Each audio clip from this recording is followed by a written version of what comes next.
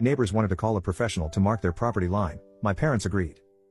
This was a long time ago, but I remember it clearly. We moved into a community with tight space in between our house and our neighbors, and we didn't like them being able to see into our kitchen. We put up a bunch of plants, costing thousands, but my parents thought it would be worth it. A week later my parents awoke to the plants completely chopped down. My father was furious, and marched down to our neighbor's house. He told my father the plants were on his property line, therefore he had total right to take them down. He warned that if anything were to go on his property again, he would report us to the authorities immediately. Later that day my father called the company that put in the plants, and with the warranty we could have them replanted next week for no charge. We made sure there was no way it was on our neighbor's property. However, a few days later we caught him chopping them down at 2 a.m.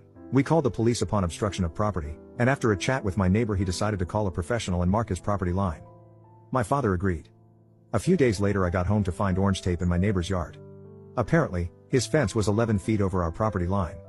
We watched as he took down his fence, completely furious. Within the next month we were enjoying our new space and privacy in our backyard, and my neighbor ended up losing 1/4 of his backyard. My neighbor ended up having to pay almost $10,000 for the destruction of our property, and we got to plant our plants again.